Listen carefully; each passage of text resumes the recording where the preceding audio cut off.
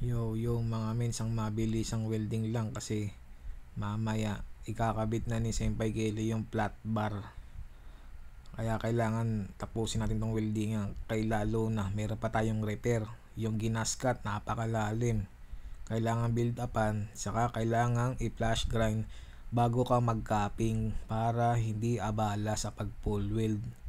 Kailangan bago ka mag full weld pantay na yung ginaskat na malalim. Kailangan na build upan na flash grind para dire-diretso trabaho, para isang pinturahan lang. Kasi mamaya darating diyan si Tate Bako-sang kasi i-check niya yung ilalagay na flat bar kung meron ng pitik para dire-diretso yung trabaho. Saka kailangan tapusin natin to para pagka nilagay yung flat bar hindi tayo mahirapan kasi napakahirap sipatin pag may flat bar na yan.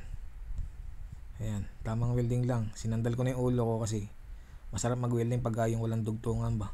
Ang kaso mo, hindi ko na siya masight kasi yung usok ko umiikot lang sa loob, ayaw lumabas. Pero may ventilation naman sa ibabaw. Ganun pa man. Ayan, hinto tayo mamaya dyan kasi di ko na masight kasi nga mausok. Maya darating na dyan si Tate Bako-sang. Check niya yung maglalagyan ng flat bar kung tama ba. Ayan na nga siya. Dumating na. Ayan. Na-check niya na okay na. Kaya tuloy ang welding. Isang mabilisan lang. Kasi mamayang tanghali ilalagay na ni Senpai Kelly yung flat bar. Para hindi abala. Para di tayo mahirapan mamaya. Ay.